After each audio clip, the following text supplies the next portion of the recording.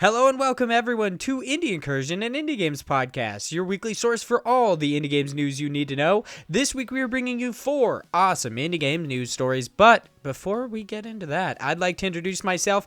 I am Vaughn Hyde, alongside my illustrious co-host, the biggest of average Just Boys. How you doing today? Oh my god. Okay, so I was listening to Active Quest today, which I have to say, we have developed quite the bromance with those guys, and I'm really enjoying it. Yeah, it's quite nice. They talk about our podcast, we talk about theirs. I mean, if there's anybody I want to be in a bromance with, it's Joseph, dude. Have you seen him? He's a beautiful boy. Right? I want his cat. Yeah, he puts a lot of pictures of his cute-ass cat. He's a big boy. I've always wanted, like, a really thick cat. Not, like, a thick with, like, two C's. Not, like, you know, like an anime cat, but like just a fat ass cat. It's just huge. Big old fluff ball. Yeah, exactly. I mean, I feel like that's like having a morbidly obese cat, I feel like is some sort of animal cruelty, but I've always wanted one. Well, I mean, Joseph's cat isn't that big, so. Yeah, no. Definitely not a morbidly obese cat. Every time I think of like morbidly obese animals, I think of two things. One, the Malcolm in the Middle episode where Dewey wants to win a prize for the largest rabbit, so he puts it in a cage and feeds it bacon and shit, and it grows to like the size of the cage and like just starts breaking, it's so fat. And the whole like if McDonald's existed in Africa like pictures, the artistic renditions where it's just fat ass giraffes and stuff like that. I've never seen those, but that sounds hilarious. You've never seen them? It's awesome. Yeah, every time I think of morbidly obese animals, it's those two things. Good. All right, where were we? Oh, the reason I brought up Active Quest is because Josh Nichols, one of the guys on Active Quest, one of the hosts of it, was talking about, they gave us a shout out, which is very nice. Thank you guys so much. Thank you. Shout out to you guys as well. Beautiful boys, nice. You know what I'm talking about? Yeah. But he gave us a shout out, and then he was like, yeah, I listened to that episode. He's like, you know, the honk episode. And I was like, what the fuck?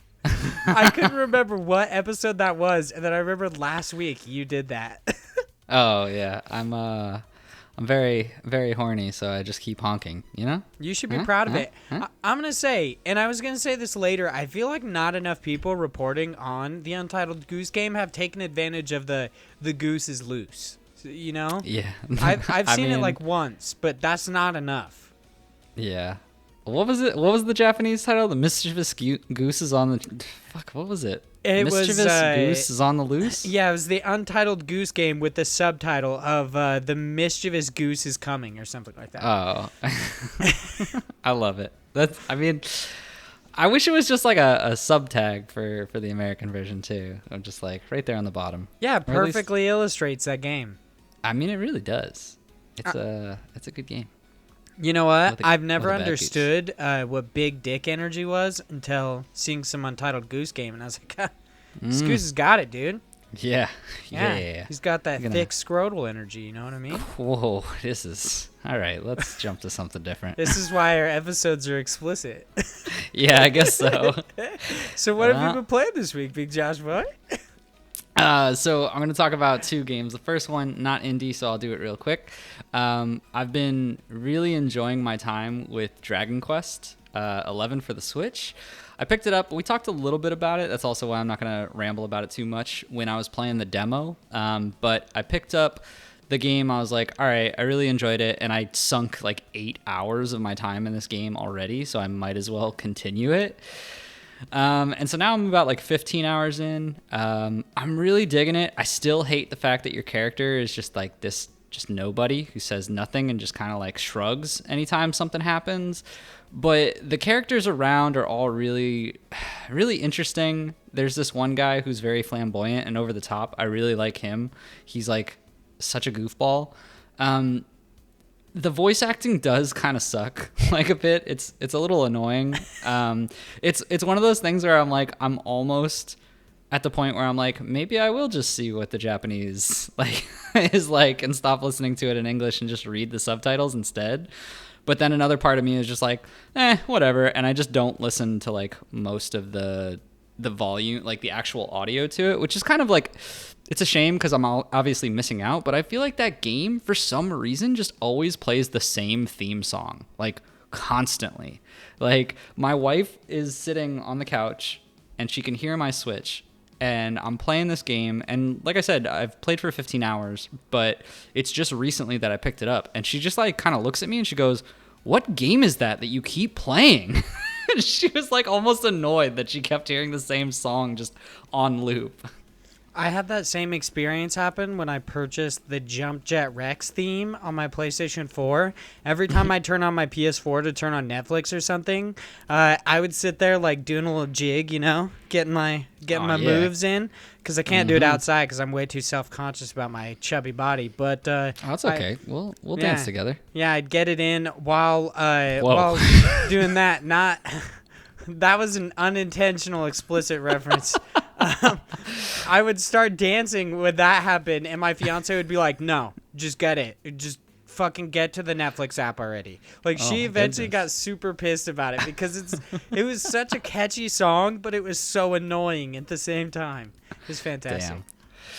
Highly recommend the Jump Jet Rex theme on PS4. All right, unless you have a fiance who will get annoyed by it, I guess. Yeah, then they might just murder you. I mean, you might be dead already. Who knows? It's highly likely. Hey, if you're dead, just like review this podcast. Like, if you're dying, I guess, just give it like 100%. Like 5 out of 5 stars. 5 out of 5 stars. Do a good Would thing listen before again you if die. I wasn't dead. Yeah, that would be a perfect review. I really hope someone reviews it with that. If I wasn't dead. If I wasn't dead, I'd keep listening. 5 out of 5. That's a fantastic review right there. It is. It is. But yeah, otherwise the game is super, like, it's just so fantastic with the art design of it. Like, all the enemies and characters have such life and just this whimsical way of making these almost gruesome and scary creatures that are both at the same time having that, like, oh, it's a villain, but it's also like, I could probably hug that zombie. It's kind of cute. Like, I don't know. It just has a weird, like, instilling fear in you, but also having just this, like, goofy look to it, all the characters, and they, like, kind of tiptoe on both sides of the coin. I really like the way they did it. It's just such a phenomenal art style, and the actual gameplay is starting, as I'm getting now farther into it, to get a bit tougher. So I'm really enjoying some of the challenge because I'm not grinding as much as I was at the start. So I'm starting to just jump into it. I've already had like one boss that wiped my whole team, and then I managed to escape because one person at the end like got the final blow, but it was pretty close. But I'm having a lot of fun with it. I definitely recommend it. The actual indie game that I'll talk about, and this is going to be a little bit of a story, is shout out to Platonic. So the new Ukulele, the Impossible Lair game came out, I believe, yesterday, the 8th. And I every so often I get the confidence to be like, I can ask for a game for free because I'm going to do a review of it or I'm going to talk about it on the podcast. And like, that's one of the things I'm trying to work on, to be a little bit more outgoing with asking people, to basically be like, hey, you give me a code, I'll help you out by shining some light on your game. And so I decided to try it. I was like, whatever, I'll give it a go. And so I asked Platonic, and I didn't assume that anything would come of it, but I sent it to their PR team, and a guy responded to me like right away, within like an hour. And I didn't specify, which is like a good thing if you're going to ask for a code, specify the console. And specify the content you're going to do, I guess. Well, no, and I said I plan on doing a full review of the game, and that I'll talk about it on this podcast. Yeah. So all of that is out there. I even gave like the metrics of Parallax Media, like what they do on a monthly basis. And I was like, here you go. Here's all the information. Like, if you want, I'm here to like help you guys out, basically. So the guy comes back to me and he goes, oh, cool. Like, here you go. Here's a code. Like that was it. And he's like, Xbox One. And I was like, fuck, are you kidding me? That is literally, I have every console except for Xbox One. And I was like, oh.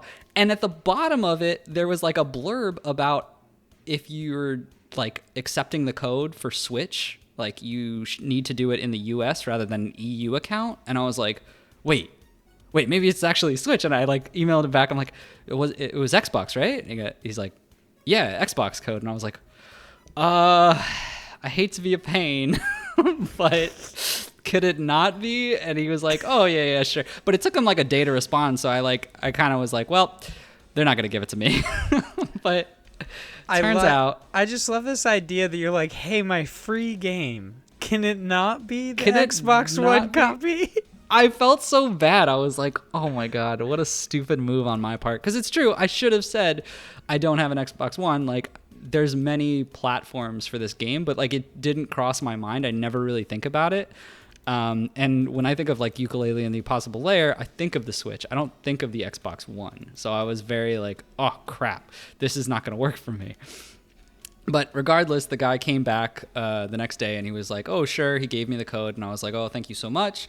And so I started playing it. And one of the things, obviously they don't know because I'm not a popular person, is I really didn't like the Yooka-Laylee original game, like the platformer game to it.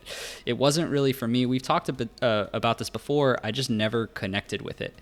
And to the same token, I feel like the Impossible Lair has the same kind of hit or miss content from a story or a character-driven side.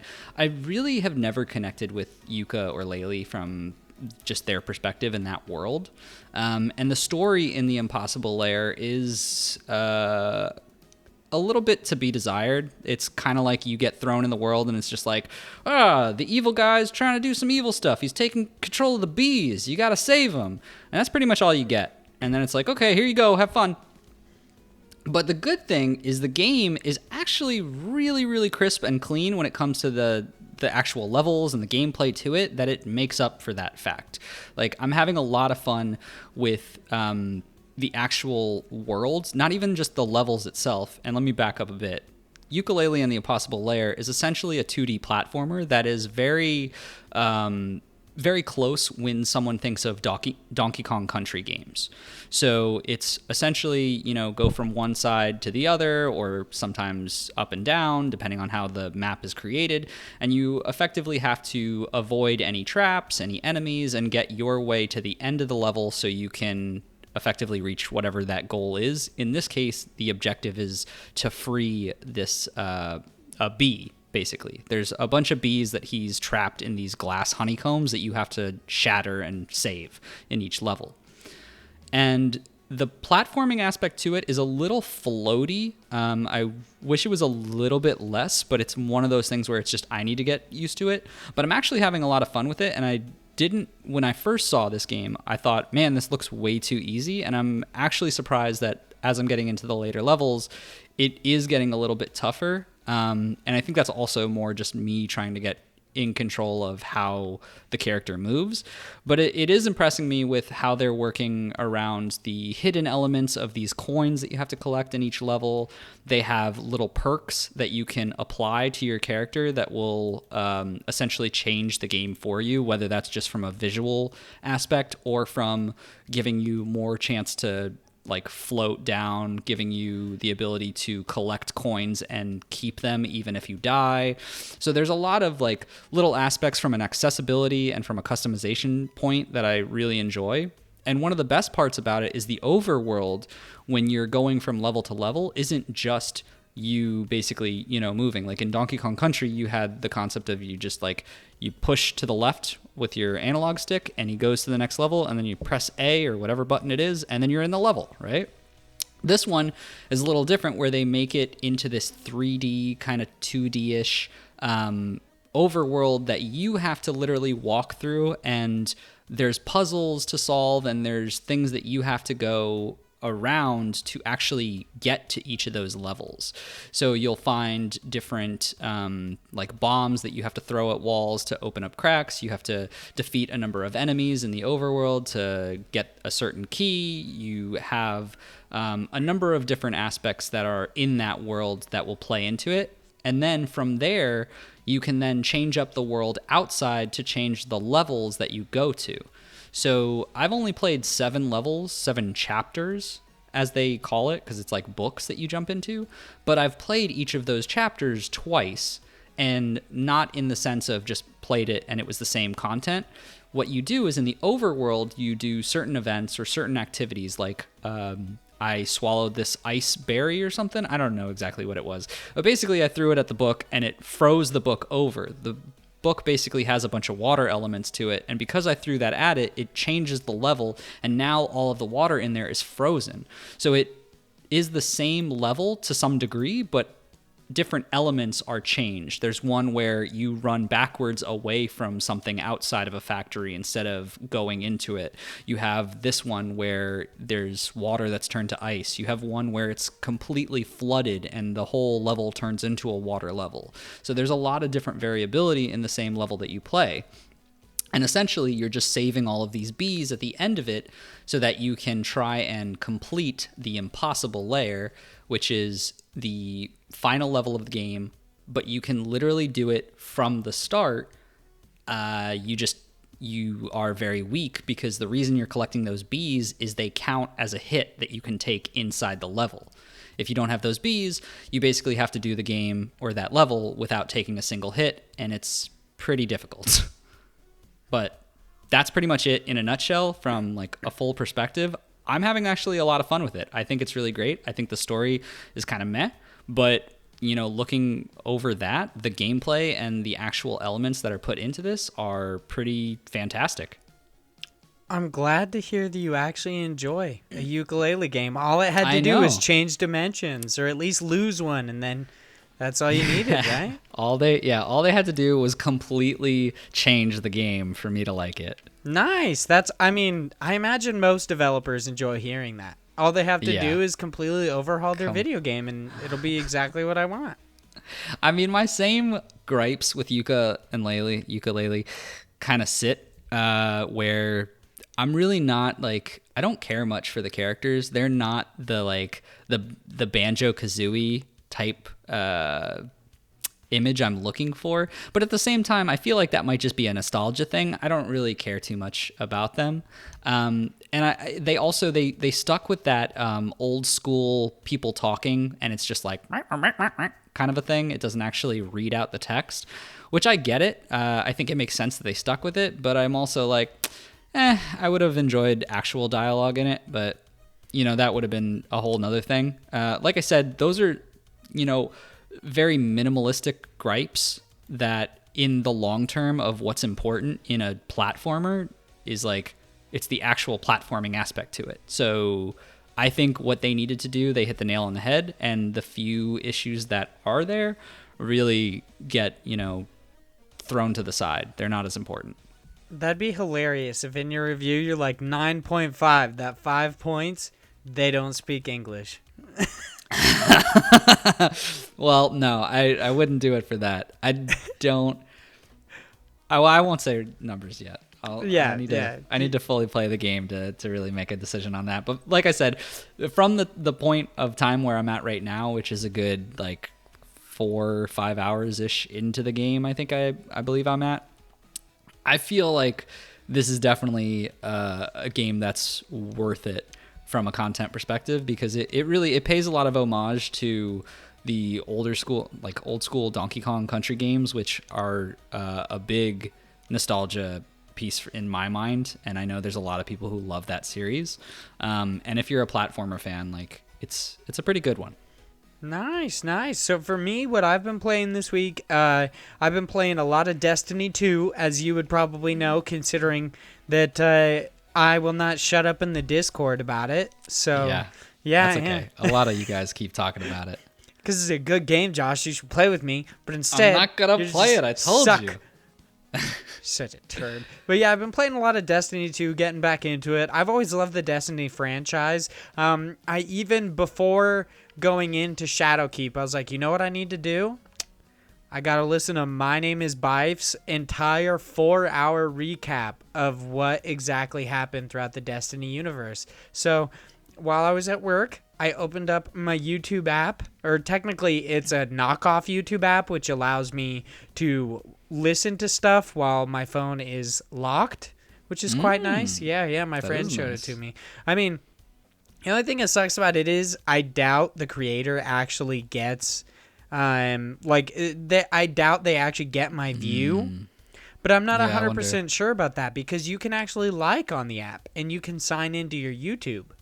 But I don't see why it wouldn't work then. yeah, it's kind of weird. But yeah, I listened to that entire thing, just 4 hours straight, Destiny all day. It was great. Came home, played more Destiny. I enjoy it. It's definitely, I feel like the expansion story-wise and in a sense, not really content-wise, but story-wise is not good for veteran players because it's just kind of, Jason kind of brought this up, and I didn't even think about it this way, but it's recapping the story from the past, like, 5 years or so, however long it's been since Destiny came out. It's recapping the story and all of the amazing things that you've done because they just basically opened up the world to all these new players with it being released on like Google Stadia, and now they've got cross progression, or they have cross saves, which is in a way kind of the same thing, but I'm not 100% sure. So yeah, really enjoy Destiny Shadowkeep, Destiny 2 Shadowkeep, whatever. I definitely have my gripes with it. I feel like the story is just kind of like lackluster, but I really enjoy what they're building toward. Otherwise, I have been playing a game called Frostpunk on my PlayStation 4. I'm doing some content for Handsome Phantom about Frostpunk, so I got my copy and it's a good game. I actually really like it. I'm not into city builders at all, but a post-apocalyptic city builder was kind of a daunting subject, and I don't know, it was just really fun. It's kind of it's weird. It reminds me of like Snowpiercer, if you know what that movie is. It's got Chris Evans in it. They eat people in a train. It's a little weird. Oh, all right. Yeah, Captain America's eating babies in trains. It happens. That's the quick TLDR about Snowpiercer, but it's basically an apocalypse. How does that tie into Frostpunk? Do you eat babies? No, it's just basically our world has been frozen over. It's like a new ice age, and it's about you building a city around this generator. It's like the kind of like last remaining city, and you trying to keep all your people alive. I'm gonna tell you right now. So you do have to eat the babies. I mean, maybe.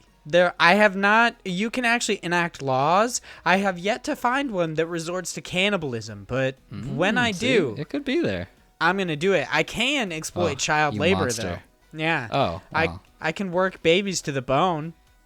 Well, that's not good because then you got nothing to eat. Yeah, and there's just no meat on those bones. You know, you got to fatten them up. That's why you go for like the child daycare, and then you go for cannibalism. Nice. All All right. right. That's the pro strat. Yeah, it's kind of interesting. There's a lot of different laws that you can actually do. So like your standard kind of like medical tents, they don't actually heal like big wounds. That kind of just keep people alive if they've just fallen ill. But if you invest in a certain law, there's this basically like radical medicine trait that these places can then have, and it's like, hey, you got frostbite, I will saw off your leg. Like, it allows you to perform amputations, but I didn't see that, like, and I didn't choose that one. I chose to just basically keep people alive indefinitely in, like, hospice. But I didn't see that, like, 2 laws later, there was actually prosthetics. So it's like, I should have just been cutting off legs this whole freaking time, dude. You done goofed. Yeah. Amputations, they're radical. Yeah, I should have just been cutting off legs. See, and then if I had cannibalism, we could eat the leg. Could have eaten the legs. Yeah. Ah, a perfect world. You could have all been worked Mayor out. McFrostpunk. But yeah, those are the 2 games I've been playing. I absolutely love the world of Destiny, and I'm actually excited to play more of Frostpunk. I'm not a city builder guy, but this one's actually kind of cool. I'm not good at it, though. Let me ask this, though, before we jump into the news. So are you actually placing, like, the elements? Because it sounds like there's a lot that's going into this if you're also, like, worrying about laws and instating things. Like, what is the main game loop? Is it just you place down a bunch of little, like, villages and then random events happen where you have to choose things? It's a single village as far as I know right now. It's kind of like a single village in a crater. You build your village. So all you first start out with is a generator, and you have to build around it. So you have to build like homes for people. You have to build like hunters' huts to get food. You have to build like basically kitchens for them to actually cook the food. You have to gather resources to do all of this. So it's both a survival and a city builder game because you have to survive the elements. You have to survive the cold. And one of the interesting aspects of the game is you actually have to worry about temperature. So the stuff that's immediately around your generator will generally stay warm, but the stuff that's further away actually gets colder. And if a building gets too cold, no one will go to work in it, which is kind of annoying because I'm like, go get frostbite, you a-holes. Go fucking sit in that cold-ass building. I don't care if it's 40 below. Yeah. My job's always freezing in that office. I wish I could just not go to work. These people. I invested in heaters, but I didn't realize until like halfway through a lot of my investments that I was actually giving up resources for these investments. And I was like, shit. Yeah, you can't have everything. Yeah, so there's all sorts of different random events. I've only sunk probably 4 or 5 hours into it, but I'm actually, like I said, I'm excited to play more. It's weird. You can actually like you build this beacon and then you can send out scouts to find like more people or to find more resources and stuff like that, but they can be attacked on the road. I haven't had it happen yet, but I know it can happen because it gives you like multiple choices on how to accomplish things. So it's like, oh, your people, your scouts have gone out and found more people. They can Did you kill them? You can. You could just leave them there and take their shit, but you can like escort them back to your camp. You can tell them where your camp is, or you could take their shit and leave. And each one has like a different possibility of, it's like, oh, if you escort them back, you'll be able to protect them. If you don't, they like might not know, like they'll know where your camp is, but they'll probably get attacked on the road and die. Like some of them will die.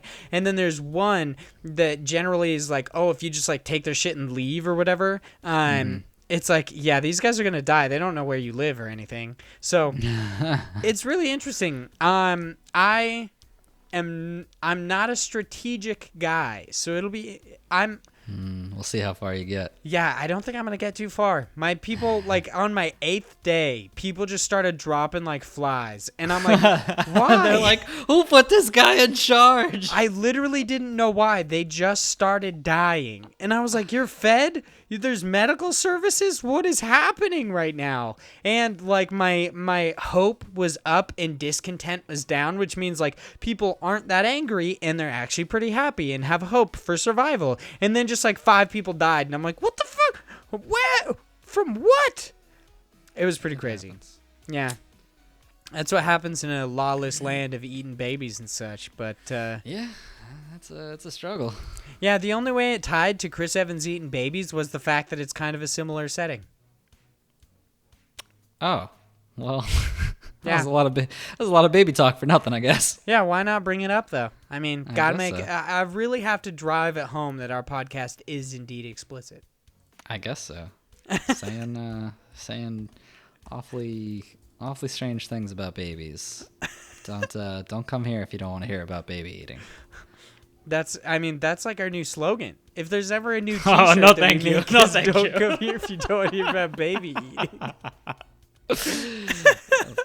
That's not what I want to be known for. All right, speaking of eating, time to get into the meat and potatoes of these episodes. And let's That was a talk good about the transition. news. I know, right? I like it. Sadly, I'm it's about impressed. baby eating, you know? Yeah, you know, You got to break a Babies? few eggs, dude. You know? you gotta what? I mean, I guess that's a good goose. I wasn't even reference to thinking what's- about that. I don't know how that makes any sense. All right, cool. Let's go to our first news Transition. story. I like how it was a good transition, then I just made it a bad one. Well, that sounds about right. All right, our first news story is over on IGN. It is written by Matt Kim, and it is Untitled Goose Game, definitely not confirmed for PlayStation 4 and Xbox One yet. I also love... Before we started the podcast, Josh was like, so we're like the Untitled Goose Game podcast now? It's been like the last 3 episodes. They just can't keep stop coming out with talking. news about the Untitled Goose Game. That's like I guess so. somewhat interesting, at least. I mean, this news story is a little bit less interesting, specifically because last week we talked about in an article from IGN where they talked about the like namesake of Untitled Goose Game and how Right. it kind of had a name. They talked about it in there that they said that they only went to Switch because it's a good place for indies, and they felt like it kind of matched the theme of their game, and they were specifically said, oh, we aren't going to PS4 and Xbox One because they're not really like hospitable for indies. And I don't know what people read into that made them think that like it was going to come to PlayStation 4 and Xbox One, but I specifically did not think so. But He said the word PlayStation 4 and Xbox One, and because it was in a sentence, clearly you got to think it's coming. I mean, how it clearly works. that was confirmed from the developers, even though Look, they didn't all say I'm anything. all I'm saying is you take one word out of the title of this news article, and now Untitled Goose Game is definitely confirmed for PS4 and Xbox One. That's a good point. Definitely confirmed for PS4 and Xbox One yet. Yet, I mean, it doesn't make sense with that last part, but that's a parenthesis. It doesn't really mean anything. Yeah, nobody even reads this. You don't have to worry about it. All right. Untitled Goose Game is honking all across the Nintendo Switch and PC, but it might be sometime before the Goose finds its way to PlayStation 4 and Xbox consoles. House has told IGN that other console ports of the Goose Game are not confirmed, despite earlier reports. Definitely not confirmed. House developer Stuart Gillespie Cook, maybe, told IGN in an email after we reached out for clarification on a potential port. The question was prompted by a ABC Australia story about Untitled Goose Game in which a PlayStation 4 and Xbox One port were hinted at. So I guess that's where it came from. Not just the fact that he put it in one sentence. It was Gotcha. Wow. ABC Australia is sinking the ship, dude. All right? Come on, guys, get it together. All right, it's about time. Get your out of your ass, Australia. Jeez. House has told IGN that it would request ABC Australia to amend its story, and it appears the story has been corrected. That's not to say a PlayStation 4 and Xbox version of Entitled Goose Game is off the table. House hopes the Goose will roll out to other consoles, and considering how successful it's been on the Switch, it's more likely than not, which we will actually talk about how successful it is in just a second. But I wasn't really holding my breath for a PS4 and Xbox One release of this anyway. I'm not That's surprised okay. at all. I already played it. I'm good. So I do have to ask you a question real quick before All we right. get into the next article. Do you think that Untitled Goose Game has potential to be Game of the Year? It's a No. slim year. I mean, I'm gonna be honest. For the joke of it, I feel like it could sneak in there, and also because he's a sneaky goose. Honk honk. Anyway, excuse me. But no, I don't think realistically it can. Look, Untitled Goose Game, a phenomenal game in the sense that it was like very different, but I don't think it has the same oomph that some games that are out there. And granted, yes, 2000 what are we in 19 is not that impressive of a year from a standpoint of like last year or years past, but like you still have the Resident Evil 2 remake, you still have Sekiro, you're still gonna get the Outer Worlds, which I'm really banking on being amazing. You have games from Nintendo's side that are always, you know, kind of there on the list. I'm gonna be And honest then- though, if Link's Awakening gets fucking Game of the Year, I will don't think it stab will. myself in the eye with a spork. I don't think it will. I think more of the contest would be in Fire Emblem probably, because that was a pretty big like phenomenon when I totally that forgot came out. that came out this year. Yeah, well, a lot of people, like, that was really their first Fire Emblem entrance into the series, and a lot of people who were always like meh about it kind of jumped. Like, I've never been a Fire Emblem guy. I even considered buying it. I didn't, just because there was so much going on during that time. I think I ended up sticking to Dragon Quest 11 because the demo came out around then. But I mean, there's a lot of people who really enjoyed that game, so I think it would be more on that side. I will say, because Doom got pushed back, there is more hope for certain things, because I feel like that would have been on the table. But I can't, we're still in the age where we talked about it, where indie games are getting closer, but I really don't think they're going to get to the point where they can be Game of the Year yet. Yeah, like I've said in the past, I'm not that happy about that. But right. Could it be Indie Game of the Year? Possibly. That's what I was going to say, is that I totally believe that it will more than likely win Indie Game of the Year, or at least be where the Game Awards is considered, not necessarily the DICE Awards or any specific outlet, but the Game Awards specifically. I think it'll at least be within the top 3, because it seems like it's viral enough for most people to have played it and to nominate it, but also it doesn't have a massive amount of competition right now in the indie space. I mean, also that's not true, because there's Katana Zero, there's that's a good point, My Friend people Pedro kind of came off somewhat lukewarm on Katana Zero, it seems, because it has that little to be continued ending, and not many people like that. But yeah, My Friend Pedro is a good one. And honestly, I think if any of them are gonna get it, it would probably be Outer Wilds. See, I've been on the fence about talking about the Outer Wilds for a while. I don't know if that's an indie game. I have absolutely no idea, because everywhere I've seen it classified, it has not been said to be an indie. I'm going to have to figure this out, because if so, the Outer Wilds seems really, really interesting, and people really seem to enjoy it. So if it would be considered for Indie Game of the Year, I definitely think it could. It's published by Annapurna. I want to know Mobius Digital. I don't know anything about Mobius Digital. I've literally never heard of them before. It's literally gotten the Golden Joystick Award for Best Indie Game. So oh shit. Seems like either the Golden Joystick Awards are really off and they're just giving indie awards to people who don't deserve it, or this is an indie game. Or this is an indie game. Let's find out. Let's see. Press, blah, blah, blah.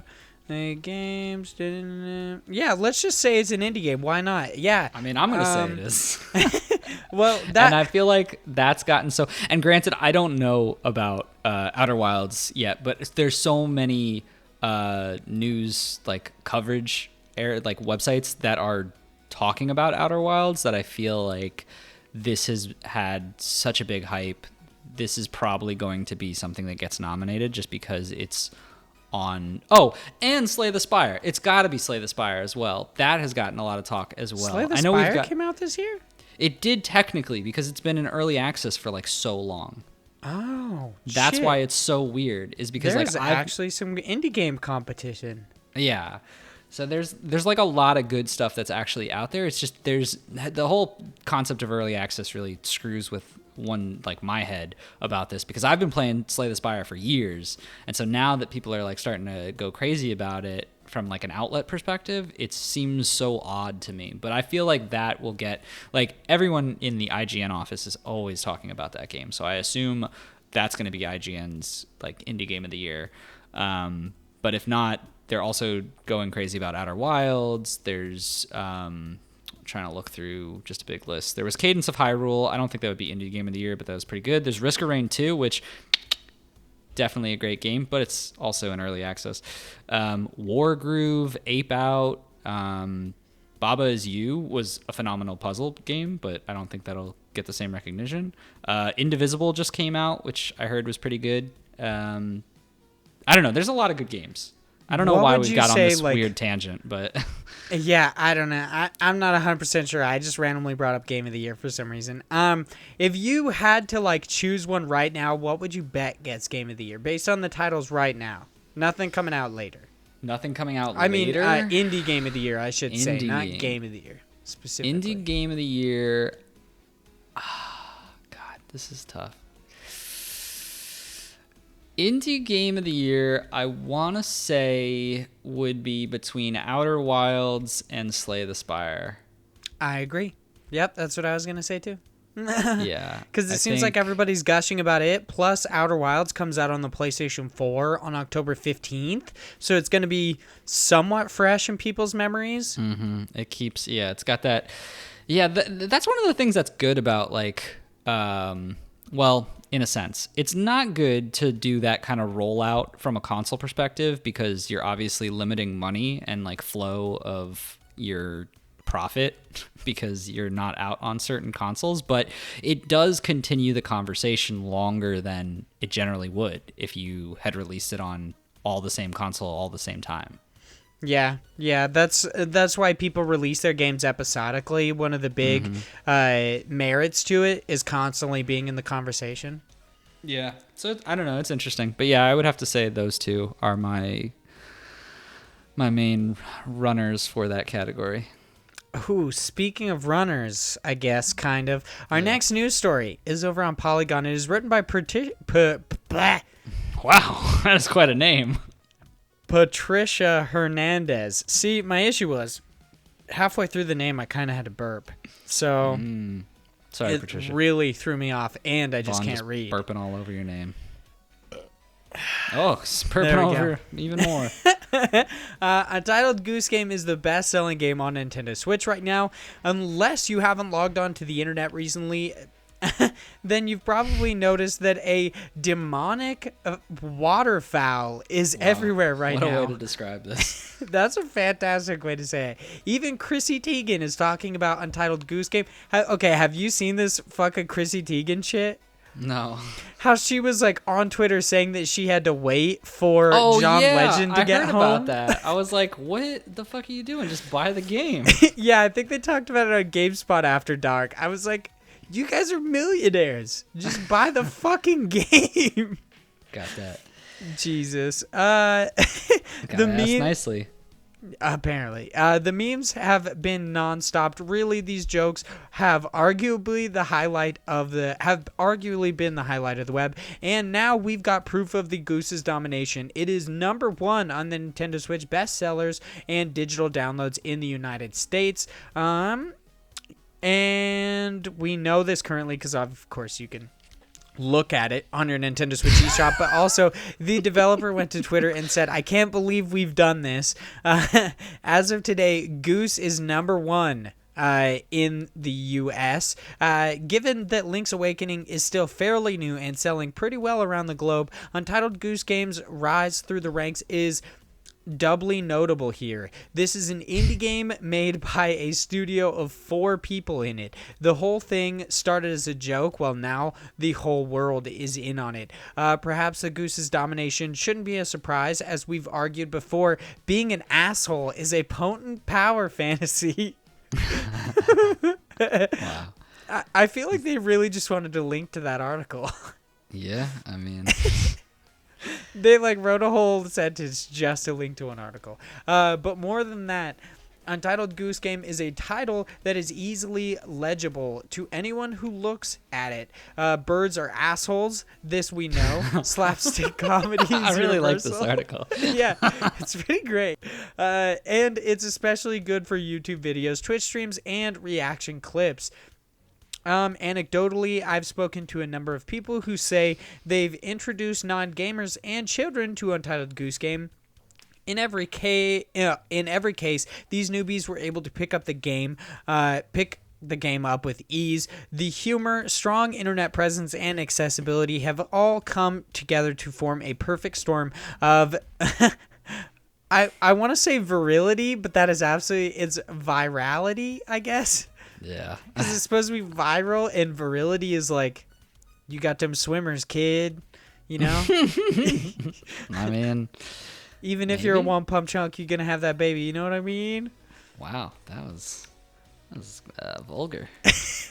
All right, well, the rest of this news story isn't necessarily...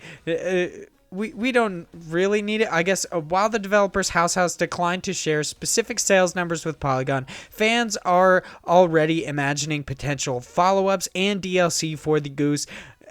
Many are rallying to see the orange-beaked menace to show up in Super Smash Bros. But if nothing else, I hope we all agree on one thing. Honk! Honk! You know what I'd like? I think it would be cool if Nintendo does this from a Super Smash Brothers perspective. They don't make him a character, but what they could do is they could make a Kirby skin because he would steal their powers. Get it? Huh? I guess that kind of makes sense. I had to think about what the game actually is. Yeah, he it's all just about him fucking stealing steals stuff. people's shit. It's all about him stealing things. It's great. I have to say, my favorite thing to come out of the Entitled Goose Game is all of the like videos where people are like, dude, I saw my first celebrity in the wild, and it's like a fucking goose. That's definitely my favorite. They know what they're doing. Have you seen they're selling T-shirts of like the Joker poster where the Joker's posing and then it's got like the goose right behind him and it's like honk? No, I haven't seen that. Yeah, it's like $15. I mean, what a deal! How could you not? Yeah, for a piece of art just that pristine, that much of a like chef's kiss, I'd pay probably $16. You know. You could have asked for more, but that's the big bucks. They didn't. They went cheap and went for $15. Idiots. You gotta appreciate people. All right. Speaking of appreciating, let's move on. Oh, good one. Our next news story is over on Nintendo Life, written by Ryan Craddock, and it is Stardew Valley creator opts to self-publish game on Switch amid Chucklefish allegations. Which I'm gonna say, I'm assuming has been making these like moves behind the scenes, but this seems kind of late. This like the allegations, the whole like that kind of stuff broke, I would say like 3 or 4 weeks ago, right? Right. Well, so that's the thing is like maybe he's just making a statement of it now because it's just more finalized. Because I remember this has been in the works for a while. Didn't we have something like this a month or 2 months back where he was talking about self-publishing for Stardew Valley? I'm assuming so because he said since December of last year, I've moved to self-publish on PC, Mac, Linux, PS4, Xbox One, and PS Vita. So he's obviously been making moves. You got to kind of wonder like, did he do this because he knew like he wasn't chill with Chucklefish, or like just what his why he started making those moves in the first place? Maybe he just wanted to self-publish.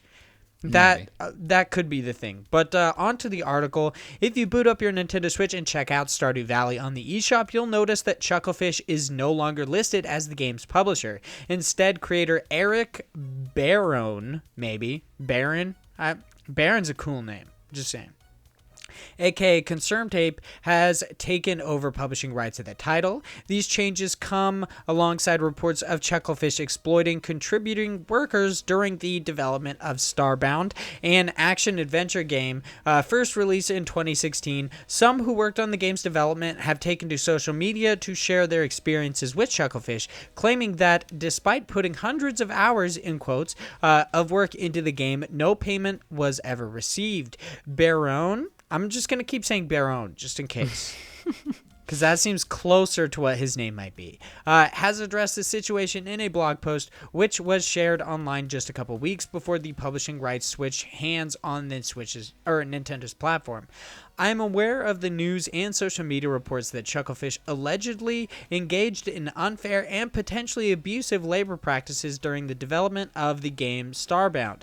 I feel the need to address this situation because the connection between Chucklefish and Stardew Valley, as well as the degree in to which Chucklefish was involved in the creation of the game, has been a source of confusion for many people. So I'd like to clarify a couple things. Throughout the 4.5 years of development, I was the only person to work on Stardew Valley. Neither Chucklefish nor any contributors working with Chucklefish were involved in creating the game in any capacity. For the multiplayer update, which came out on PC 2.5 years after the game first launched, a Chucklefish employee did create the multiplayer netcode, but that was the only case where Chucklefish was directly involved in the development of the game. Beyond that, Chucklefish has served only as a publisher, which means they handled the business and marketing side of things things, as well as contracting the localizations, consoles, and mobile ports to third-party companies. Since December of last year, I've moved to self-publishing on PC, Mac, Linux, PS4, Xbox One, and PS Vita. Chucklefish is no longer publishing the game on those platforms. Publishing rights, and this is no longer, in quotes, or from the blog post, publishing rights changed hands at the start of the month on the 1st of October. Baron shared a message to social media stating... Social media. It's like media that takes a bath. You know, it's just socaling. I'm going to move on. Stating that starting today, I am self-publishing Stardew Valley on the Switch. With this change, I'm now self-publishing on all platforms except mobile. The change of publisher will cause no issue for the players who own the game on the Switch. Chucklefish responded to the accusations mentioned above at the end of August, stating that community contributors were under no obligation to create content and that everyone was credited or remunerated as per their agreement. So it's kind of crazy that this Chucklefish shit is coming up again, dude. And still, how absolutely douchey the community contributors were under no obligation to create content thing is. Yeah, I mean, it's pretty nuts. I mean, granted, like, once again, it's not like illegal what they did, but it's pretty dick. It's pretty dick. That's a perfect way to explain it. It's just pretty dick. Yeah. It's kind of a dick move. It is. I think this makes a lot of sense. I mean, both me and you don't really have any like crazy interest in Stardew Valley, but from a business perspective, I think it's smart. And he was already doing this with a bunch of them anyway, with the other platforms. So it's like, why not just self-publish everything? I mean, obviously there's work that goes into it, but it just feels right, especially now with all the allegations. I mean, the funny part is where it like labeled specifically what Chucklefish did to... It was like nothing. Yeah, did to like help publish. It seems like all of that was done already. So now he's like, it kind of seems like he's like, hey, now that you guys did the work, I'm just gonna take it back. I'll take it from here. It's like it's like if you need your taxes done, you go to H&R Block and get your taxes prepared, and they're like, okay, it'll be like $100, and you're like, nah, thanks, and you just grab it and like go home. Why and would file I them pay on your you? own. It's already done. I had a friend who did that. I'm not even joking. Every year he'd do it. Wow. Yeah. He'd get his taxes professionally done and then just leave. That's also pretty dick. Yeah, it's a dick move. Oh man. Yeah, I don't know. I think it makes sense. That's pretty much all there is to it. At least the nice thing is it didn't just fall off the eShop. Like, what was the game we talked about last week? Idledo 2. Yeah. At least that didn't happen. Yeah, I mean, both, it's kind of interesting. Within the past couple weeks, we've heard of Nicholas and Chucklefish come up about their, like, kind of sketchy and I quote, dick moves. Pretty dick. Yeah, pretty dick moves. It's come up quite often. Several times. So I'm interested to see, like, what happens moving forward if people continue to make I'm interested to see if people continue to make publishing deals with Nicholas just in general, especially because a lot of their shit was really crazy, whereas Chucklefish, they made a really dick move in the development of Starbound, and they had like all that crazy shit going on with I forget who it was. It was either it was somebody who worked for Chucklefish was making the like sexual advances in their like slacks and stuff like that. Wasn't that Nicholas? Was it? I'm pretty sure that was Nicholas. I don't know, man. There's too many people doing too many bad things to keep track now. No, I remember specifically it was Starbound because it talked about how people were underaged and they were working, and I thought it was super weird that they were like underaged people. Oh yeah, and I think supposedly there was something like that in people Nicholas up. too, though. Oh yeah, no, that guy was just making like fucking super racist jokes and stuff. Yeah, calling people monkeys, and it's like, dude. Yeah. Jesus. Chill out. God. Chill out. But speaking of chilling out, on to the next story. I mean, it makes sense if you see yeah. the picture The that goes with the story. Yeah, you have to literally go to where this story is. Which I will let you know. It is from Nintendo Life. It is written by Liam Doolin, and it is Stardew Valley create. What? Liam Doolin. No. We read 3 of his articles last week. Stardew we Valley keep creator. seeing this guy. Stardew Valley creator outlines next update improves every aspect of the game. Now that the Switch version of Stardew Valley is being published by the creator Eric Barone instead of Chucklefish, the focus is on rolling out version 1.4 of the game. This patch is being referred to as the Everything Update because it touches on pretty much every aspect of the farming simulator. Speaking to US Gamer, Barone said, how one of the major goals was to add a lot of quality of life features to make the game more convenient and effortless to play. Once players experience them, I think they'll wonder how they ever managed to play the game before. From a big picture, I see 1.4 as bringing a whole new level of polish to Stardew Valley, as well as adding in lots of rich and rewarding content to the game. The game's creator provided a few examples to help explain what he meant. There are some really simple things that were missing from the game that really improve the experience, like being able to press tab on PC to switch from one row of your inventory to the next, or to be able to hover over an item and get an indicator as to whether it's required any other community center bundles or not.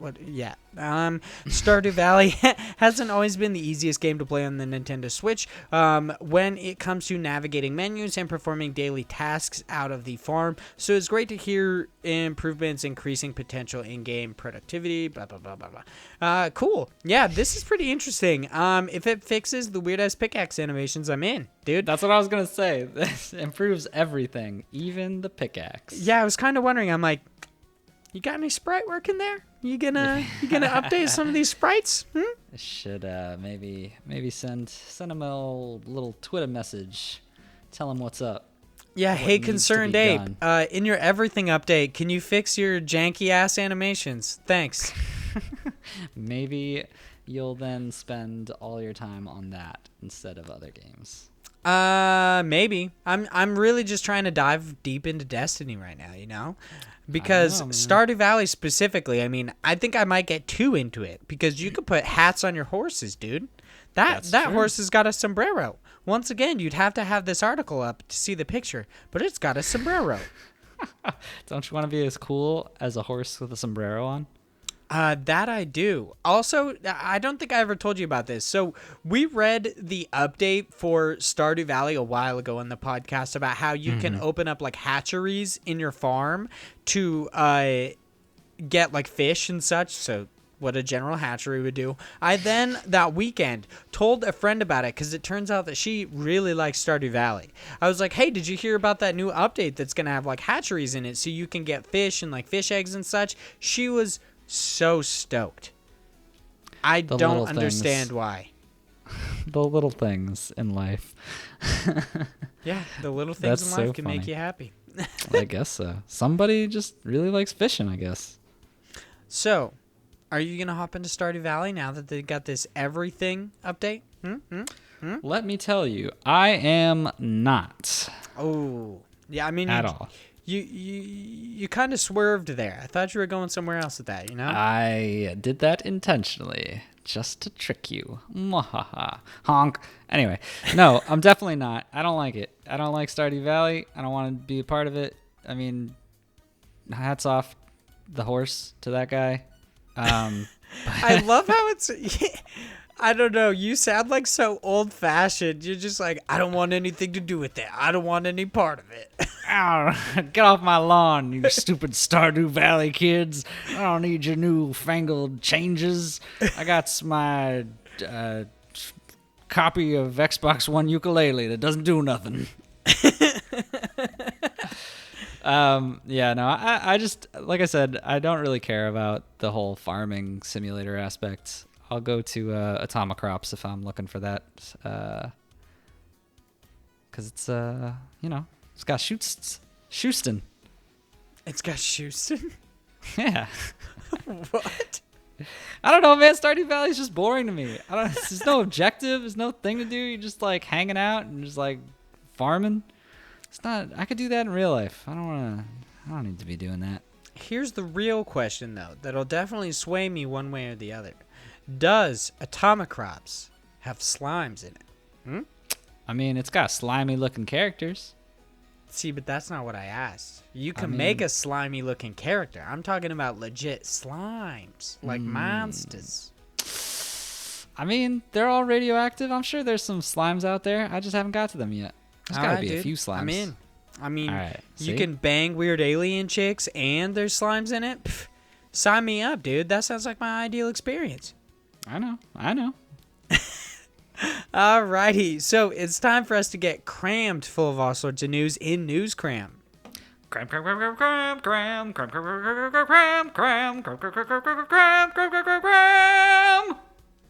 That was awesome. That was a lot of enthusiasm there. I really appreciate it. I try hard.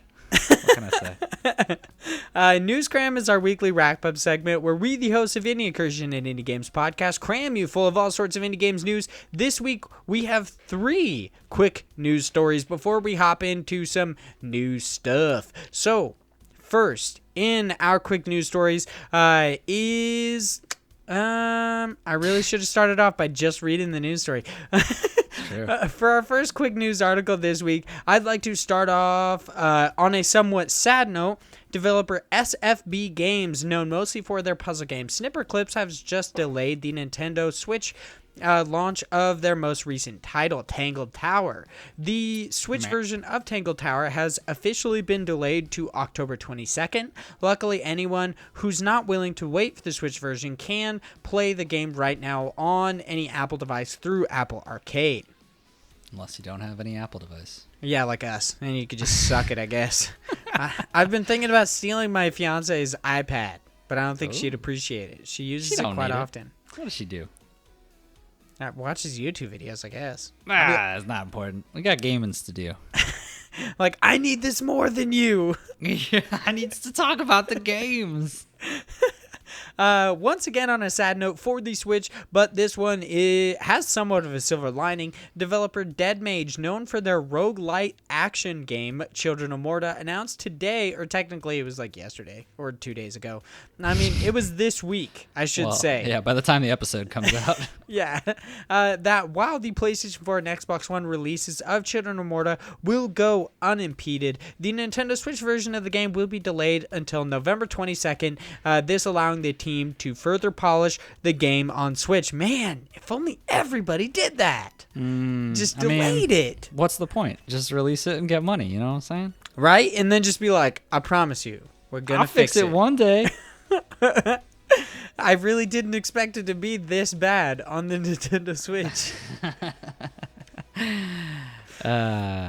Shout out to Bloodstone. All right. Our last news story, or quick news story, is a free update for the indie darling Wargroove. Not only are you getting an all-new commander known as the Outlaw Chief Wolfar, but also 2 new units, the Thief and the Rifleman.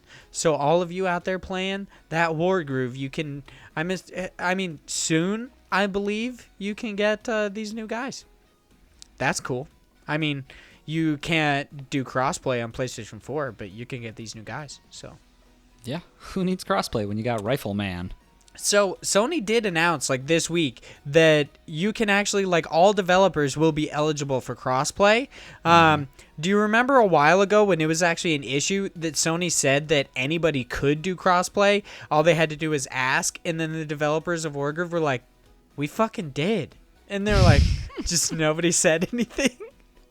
They didn't take him seriously. So it's like, okay, dude. But now, maybe Wargroove will actually have crossplay on the PS4, as well as Xbox One, Switch, and PC, because I believe it had them before. Yes. just not PlayStation 4. Now, time to hop into some new stuff. For our first item in new stuff, we have the announcement that Return of the Obra Dinn is officially heading to consoles on October 15th. Next, we have some news for all the listeners who subscribe to Origin Access. Basic tier members will be given access to many an indie game during the month of October, including Dead Cells, Slay the Spire, Nex Machina, and more. This is all starting on October 24th. For all those out there with an abundance of time and around $10, Reventure, the puzzle platformer with more than 100 different endings, is available on the Nintendo Switch right now. As we speak, you can pick it up, Cass. I know. It looks pretty cool. Yeah, it looks really interesting. I like the pixel art. It looks cool. Don't like. That's actually one of the things I was going to say, is I don't like how pixel art it. Like, that's a dumb word. It's too pixelated. It's too much. I see. I know what you mean. It kind of like, it doesn't look polished. Yeah.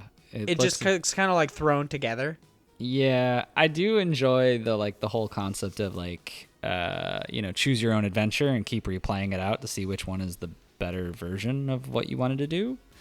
I think there's a lot of good replayability in that, and it makes it, it's always something new. But I can't really stand looking at it. All right. Lastly, we have another free indie game over on the Epic Games Store up for grabs. This week, reluctant Epic Games users can pick up a single-player adventure game Minute completely free. All you have to do is add it to your library, and it is yours. And it's pretty cool. Big Josh Boy, you gonna pick up that? You gonna get them? You can get Minute? I mean, I already did. But I've already played it before anyway, so. But you're still taking advantage of all the free shit, huh? I gotta build out that library that, that way I have all these games but don't actually pay for it. Funny story about that. I mean, I don't know how funny it is, but a story about that is I'm literally considering signing up for the Xbox Game Pass for PC just so I don't have to buy it on the Epic Game Store. Or I didn't say the game, The Outer Worlds. Oh, I was like, what? Yeah, I was like, wait a minute. But The Outer Worlds is like a $50 purchase on the Epic Game Store, and it's only like, however much Xbox Game Pass PC a month is. I like how your issue with this is not the fact that you could instead pay like $5 or $15. Oh, well, no, but that's 50. just like... It was that you don't want to pay Epic $50. I mean, yeah, it's such a good secondary benefit. You're like, it's a twofer. Really, I get to save money and I get to fuck Epic. Why not? Exactly. That is the whole point. I don't give them money because I've made this pact. I need to at least hold on for a year before I cave. I can't just be like, I'm making this pact and then a couple months later being like, well, I guess that's enough of that.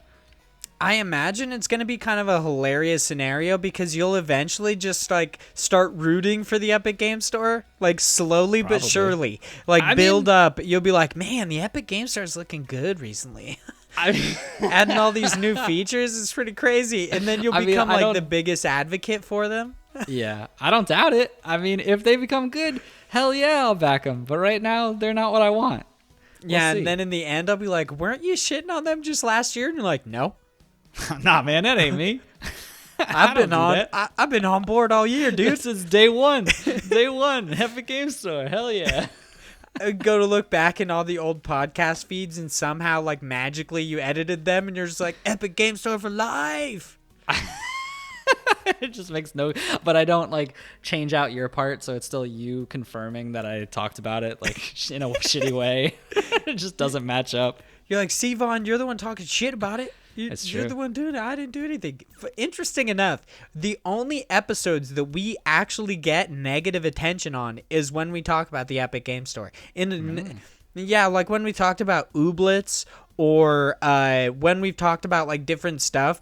Anytime I have included a story that is about the Epic Game Store or Epic Game Store exclusivity, that's the only time we've gotten negative attention.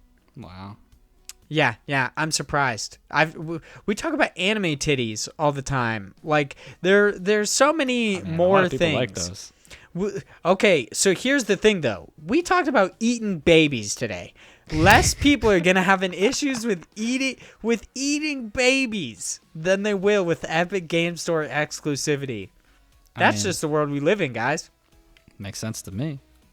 God damn it. Oh, so today we've been blessed with so many amazing indie games news stories that I think it's about time we give back to the creators. In our next segment, God Bless the Crowd, this is where we hop into all sorts of different crowdfunding sites. Big Josh Boy picks out some awesome indie games, and we talk about them. This week, we have two. And I think this is pronounced Indie-copalypse. Indie-calypse? I think it's trying to go for like apocalypse. But see, that's where I was like, Indie-copalypse. Indie-calypse? Okay, Indie-calypse makes much more sense. A dark humor video game about an indie team and her loving embrace. A stylish turn-based / platforming RPG. So let's talk about Indie-calypse, who has already reached its goal of $15,000. They currently have $28,154 with 786 backers and 7 days left to go. So this game looks awesome. I'm gonna be honest. It looks really interesting.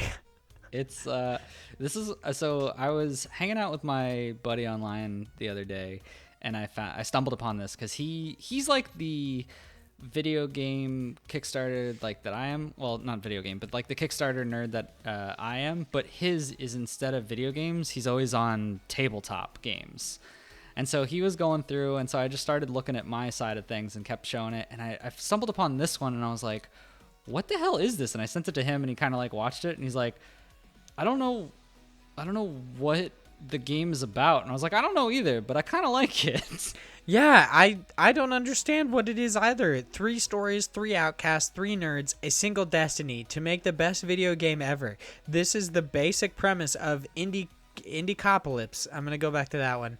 Jandusoft's upcoming release, sadly based on actual events. Okay, there's an event in this where he literally like beats his classmate to death with a keyboard. I'm wondering how based on actual events it is. Is it like freaking Mission Impossible is based on actual events? Like, or some shit like that? I mean, it's not, but you know what I mean? Like how everything is based on actual events, but really they just used a character's name. Yeah, maybe. They're like, that's the actual events. I don't know.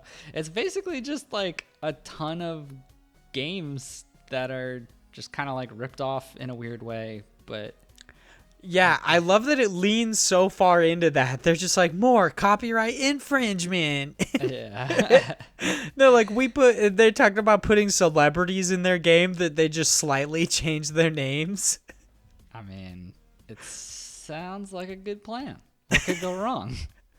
I honestly really like this game. I think it looks really interesting. Mortal Daddy. That's one of the ripoffs, is Mortal Daddy, where you just beat the shit out of old people. Sounds good to me. Yeah, this game looks really interesting. I love its art style, how it's based off of cartoons, like freaking The Amazing World of Gumball and others. Like I love these cartoons, and I think it's fantastic. Like Gravity Falls and such. Gravity Falls is amazing. I love Gravity Falls so much. I keep trying to tell my fiance to watch it, and I was like, yeah, it actually comes to a natural end, unlike any other TV show ever. And she's like, I mean, how does that even make sense? We like had an argument about it once because I was talking about how it came to a natural end and didn't get canceled or just ran forever. And she's like, don't most TV shows? She was like, I bet it actually did get canceled. And I was like, not really. The guy just decided it was time to end it. Yeah, it was super popular. So the art style in that is actually vaguely, I mean, I can't say vaguely similar. It is very similar. It's pretty similar, yeah. Yeah. I think this game looks really, really cool, and the buy-in is fairly cheap. I believe it's only $15. Mm-hmm. Yeah, to get the digital copy of it.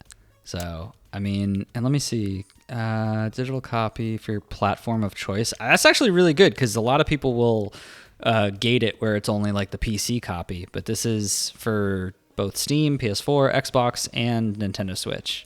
Is it though, like when they say, "Oh yeah, it'll be for any of those," but when they release? So it's like, "Oh, the PC version is going to release next year, but then PS4 might release in 3 years." It does just say when it releases. There's no like indicator of same time release. That's kind of the unfortunate reality with a lot of Kickstarters is they will often release the PC version first because then it's them working on ports later on. Which, like, I get it. Like, it makes sense because they want to just focus on the game first and then work on the other part of just getting the good game somewhere else.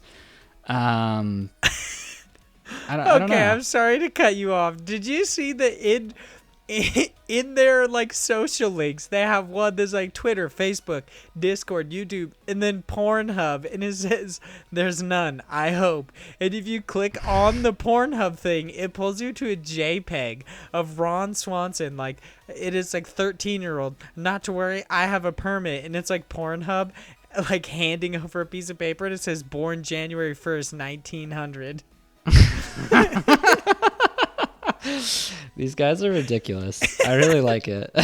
This is fantastic. This game looks like so much fun, and the humor in it is just so fucking weird. Yeah. I mean, I'm gonna overstep to the next one a little bit, but like both of these games this week are looking like I might actually get them. Yeah, I was actually going to say the same thing. Both of these games look really, really good.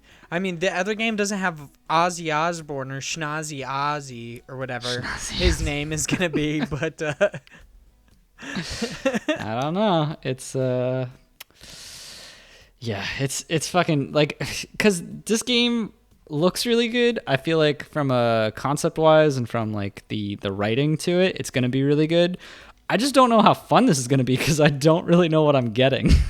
That's true. It seems like just kind of a collection of mini games. Right. And like that's great, but I want to know how they're going to meld that together. Have you also noticed that on their tier list, it has like a box that's slowly being torn open from the inside and like screaming? Yeah, I love that. Okay, this game, like the comedy with this game is fantastic. I really enjoy it. Honestly, if the game actually ends up being any bit as funny as this Kickstarter page is, it deserves my money. This is a really interesting one. So please back it so I don't have to. I mean, it's already backed. It is a thing. That's a good point. They backed it so I didn't have to. See? I basically told the future, but from the future, you know? From the past? Nope. So our next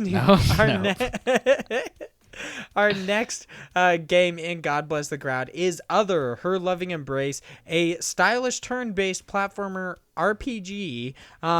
You uncover the secrets of a town besieged by the supernatural.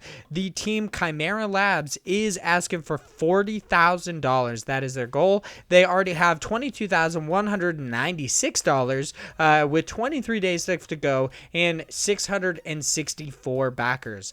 I will say, when I moved over to this, the amount went up. Did you buy it? No, I did not. But it is at 665 backers now, so I can see that you could possibly think that.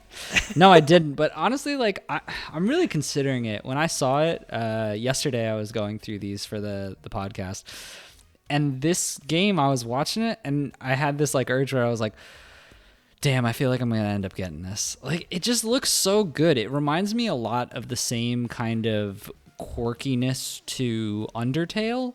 I was actually going to say the same thing. It reminds me a lot of Undertale. Yeah, because it plays into it being a turn-based RPG, but then it has this weird twist to it. So basically, you have like a turn-based system, but when you go to actually attack, it then jumps in to actual combat where you're attacking the character, so it seems. I think there might be more elements to it because it looks like there's different little mini games that they play inside each of those options, so I don't know how all of that will play out exactly, but it looks really fun from especially if you're the type of person who looks at an RPG turn-based wise, and says, that's not really for me because I just don't like the fact that you're just kind of sitting there. Like that adds that element of like, okay, well, here you go. Here's the actual fast-paced element to it.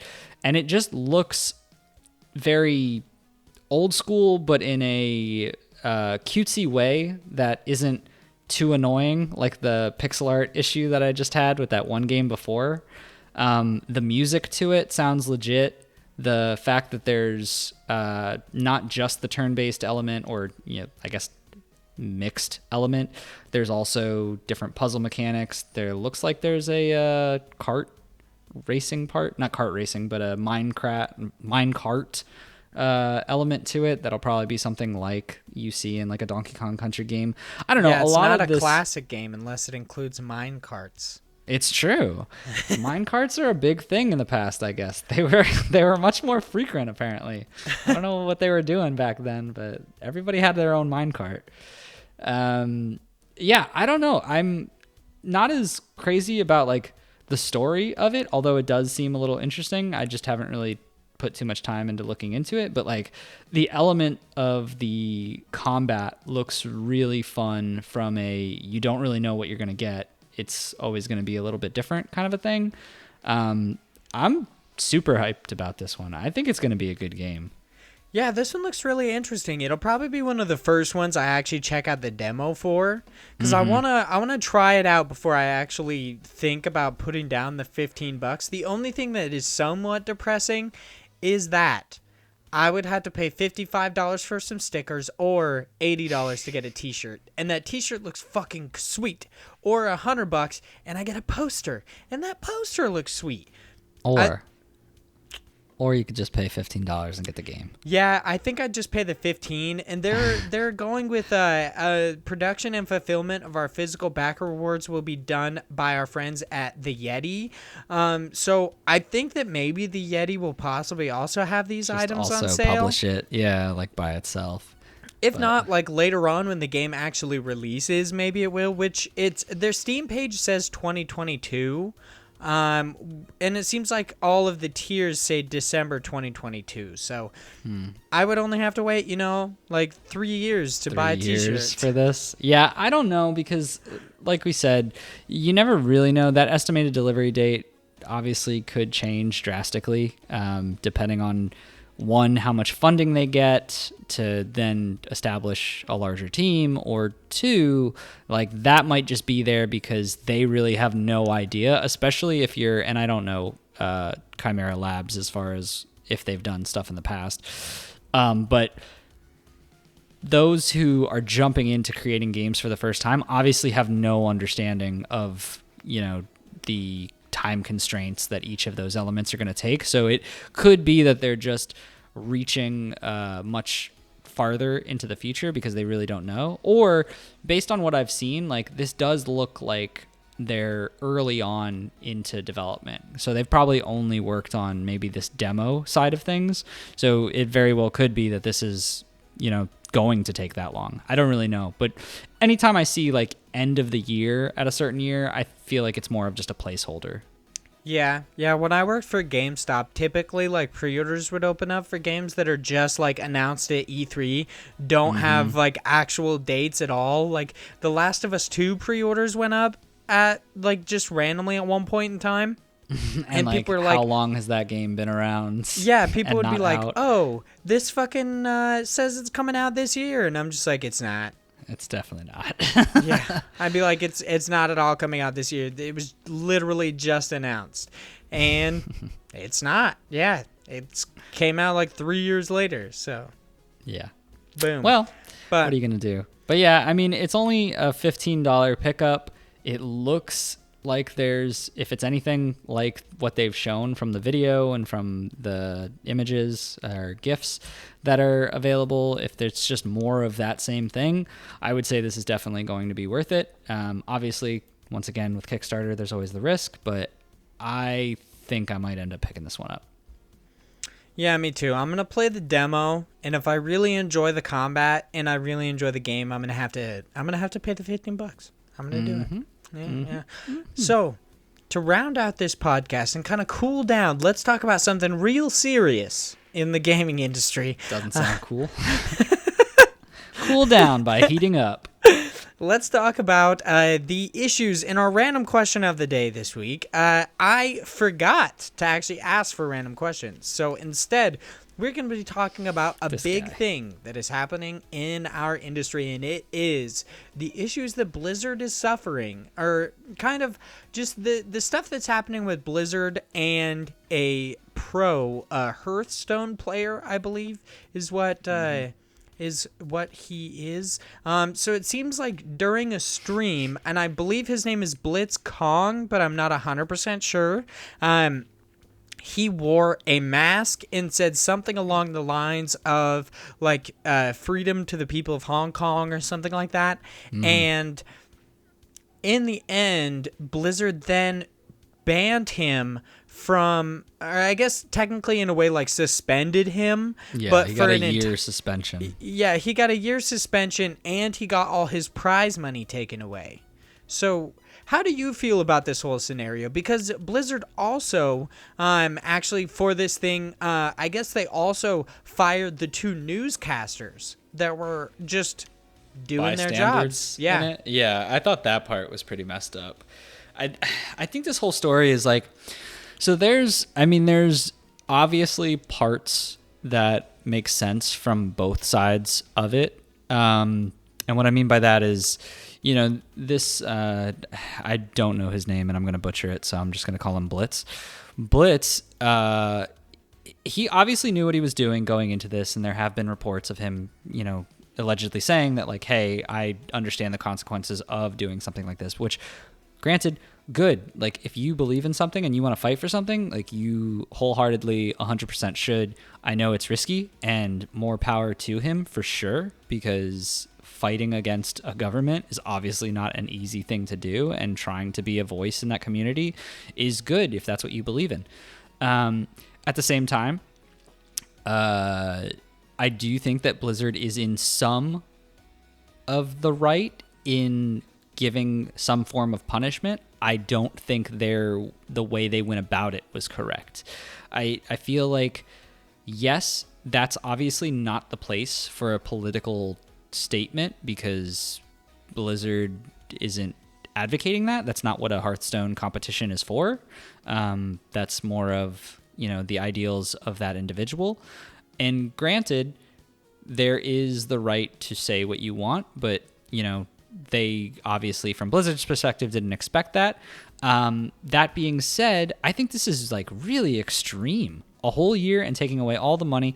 I can see them being like, all right, we're going to take away your money, but get out and we'll see you next time. Like, you can't be a part of it for right now, for this tournament. Like, go think about what you've done. I think that makes a lot of sense, even if it was like a smaller time frame, but a whole year seems like a lot from a perspective of, he's not like, I don't really know how to go about it, but like, you can obviously tell this is a thing that Blizzard is doing just in response of knowing that stakeholders are in China, and basically just trying to be like, oh, no, we're with you guys, like, don't stop giving us money, kind of a thing. And it sucks because like it obviously is against trying to make changes. And granted, Blizzard doesn't have to be the people to make changes. They're not obviously not entitled, but they're not obligated. Obligated is the word I'm thinking for. Thank you. They're not obligated to make that choice, to make that decision, because obviously they don't have that same kind of standpoint of being in Hong Kong, or really having the responsibility to be that player in this movement. But like, if someone's really pushing for that, like, it just seems like a lot to kick someone while they're down, kind of a thing. Like, especially when this is literally just a choice for money, when you could have just said like, oh, we stopped him, we'll tell them, hey, you can't do that. Like, why a whole year? Like, why attack this person? Why try to like stifle someone from getting their message across? And also, why fire the people who were just standing there?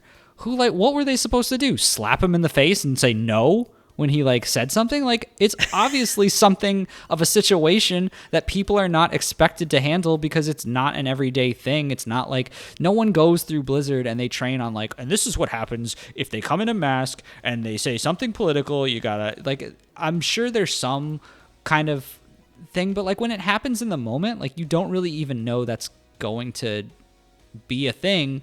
And then just because you didn't say something right away, like they could have still been processing that. They don't know how to handle that part. Like, and they're interviewing a person. So what? That's their opinion that they're giving during that interview. Like, I don't know. It just seems weird to attack just like anyone that was involved, because it's literally Blizzard saying, we don't know any of this, and just everyone involved, just shame on you. Like, Blizzard has nothing to do with this. And it's like, come on, guys. Like, chill out. I don't know. Yeah, it's a weird situation. So his name is Blitz Chung, by the way, I guess. It's like normal BLITZCHUNG is the name he goes by. But, yeah, it's especially weird. So he, like you said, he knew there was a rule, and he expected to have issues because he knew he was breaking it. Right. So I see what you're saying when you say Blizzard was in some way in the right, and he deserves, like, in a way, a punishment, but there are other weird stuff that it comes with this. Like, there have been reports of, like, or people have kind of dug up that other players were actually suspended for, like, one game or a month or something like that for actually saying racial slurs. Right, exactly. And it's like he got a year. Yeah, like, where are your priorities, Blizzard? Like, yeah, clearly you're okay with, you know, racist shit, but like when someone says something about Hong Kong and wanting to, you know, make a political stand, it's like, oh no, that's just we can't have that. Yeah, somebody stands for democracy. They're just like, that's fucked up. That's yeah, you're going way too far, buddy. So yeah, this whole thing is kind of weird. Like, they're so far severe. Like, the punishment is so severe. The punishment does not match the crime. Like, maybe they should have just taken like a portion of his prize money and then just maybe suspended him for a game or something, or like a month. I mean, he definitely should not get he should not get suspended for a year or anywhere close to how much somebody got for freaking saying a racial slur. Like, that's so weird. But I don't know. There's so much to this. How do you feel about the whole boycott Blizzard thing? About how people are now canceling their pre-orders for like Overwatch on the Switch and stuff like that. So the reason I ask is because I don't know how this will affect the employees of Blizzard, because they have also somewhat taken a stand by protesting and covering up different segments of statues, I guess, outside of Blizzard headquarters that talk about like it's something along the lines of like all the world's voices or something like that, something weird like that. Basically, like, it's an inclusive comment, and then they just like covered it up because they're like, obviously that's not true. So as a form of protest. But how do you feel about that? Because let's say people who are just developers on World of Warcraft, or developers on Overwatch, developers on StarCraft, whatever, if they get negatively affected because people start to boycott Blizzard when it was people at the top of Blizzard that made this really stupid decision, do you how do you feel about that? How do you feel about the possibility of that happening? Because that's where I'm kind of like on the fence, because I want to kind of like in a way want to take a stand or whatever. I want to be a part of this and show that I don't respect the choice that they made. So I want to cancel some of my subscriptions and stuff, but I also feel like a little bad because I'm afraid that it might negatively affect the employees of Blizzard that had absolutely nothing to do with it. It's really tough because I can understand, and this comes up a lot, is the frustration of like, what's the right thing to do and where do your morals kind of land on this matter? Because like, for me, I'm not really a person who plays a lot of Blizzard games. I used to play a lot of Diablo, and that was pretty much it. And so, like, for me, this isn't a big thing of, like, the boycott Blizzard, because I don't really care, because I don't buy Blizzard games, so I'm fine with boycotting them. You're like, I've been boycotting them for years. I've been boycotting them for a while. I just didn't even know it. But, but at the same time, if I was, like, and also if they came out with, like, a Diablo 2 remastered version, I'd feel torn, because I'd be like, damn, that was a really good game, but I don't want to be a part of, like, that whole like stop on, you know, how they're treating people from a different country and how they're basically slapping democracy in the face. But like you kind of tied into that too, is obviously the employees are not in the same mindset where they don't want that either. So I don't want to put people out of a job. It's really tough. I think personally, I think if you want to make a stand and you think it's right, you should. And I think it does kind of affect some people negatively. But like at the same time, if you don't do that, when do Blizzard feel the need to change their ways? It's a vote with your wallet scenario. Like if you want to make change, then you need to make change in the only way that we consumers can, which is voting with your wallet. Yeah, that definitely makes sense. Something that's really weird in this and in this whole like issue is the idea of a slippery slope, where people are like, oh, in somewhat of a defense for Blizzard, whether they mean to or not, they're like, oh, well, like they can't let him get away with it because it's a slippery slope. If they let him get away with it, then other people later on will reference that to get away with it. And it's also like, is it worse to allow that to become a slippery slope versus allowing a like totalitarian country to dictate how you do business? Yeah. Like, which one is the worst slippery slope to have? I don't know. Yeah, it is tough in that sense. Like, obviously you're making a point that it feels like one side is obviously more stacked. But at the same time, Blizzard, from a company standpoint, taking a stand on that is very, very risky at the same time, to give them a little bit of an edge. One is definitely easier. Yeah. Like, it's easy to make the smart business practical decision, but from a humanitarian sense, it's a shitty choice. Yeah, especially like weeks away from BlizzCon. They're definitely going to get some shit for this. Yeah, I wonder how that's going to go. That's interesting. I didn't even think about that. Considering all the shit that happened with Diablo Immortal. Right, yeah. Just imagine the kind of crap that's going to happen at BlizzCon this year. Or if We'll see. I guess people are also like refunding their BlizzCon tickets and stuff. Not just like canceling their World of Warcraft subscriptions and such and like canceling their pre-orders, but also like asking for refunds on their BlizzCon tickets. So wow. I wonder how that's going to go.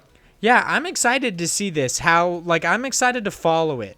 But we'll see how it goes. I think this is fucked up. I imagine, and a lot of people are saying this is probably going to happen, and I think it probably will. I think Blizzard will probably come out with an apology, especially because of all the outcry. I'm honestly interested to see if Blitz Chung kind of accepts it, because he has actually spoken and said that he might not actually play Hearthstone anymore after this experience. Interesting. So yeah, it'll be really awesome and interesting to follow. Not really, I mean awesome in the literal sense where it's like, oh, kind of a thing, you know what I mean? But that's about the end of this podcast. Thank you guys so much for listening. If you enjoyed it, make sure to leave us some awesome reviews on iTunes or wherever you get your podcast. I mean, you could even tweet at me, preferably on the actual service because it helps with the algorithm. But if you want to tweet at me, dude, I'm cool with that. You could tweet at me, the Big Josh Boy. You could tweet at the podcast itself. Shoot, you could tweet at anybody technically. I mean, unless they blocked you. So yeah, that would be tough. If you guys like this show, make sure to follow us on Twitter. You can follow the podcast at IndiePod. It's super easy to find. You can follow me at Hyde Legion, and you can follow the Big Josh Boy at _George90. We post new episodes each and every Friday, filling you guys full of all the indie games goodness you need, and sometimes dead baby talk. So to end this on a high note, thank you guys so much for listening, and we'll see you guys next week. Bye, guys. Also, shout out to freaking ActiveQuest, by the way. I forgot to actually say that at the end because I meant to. I said it in the beginning, talking about how I wanted to do nasty stuff to Joseph, but... I mean, whoa. I guess we'll just end it on that, too. Yes, that is where we will end it. All right. Actually, goodbye, guys.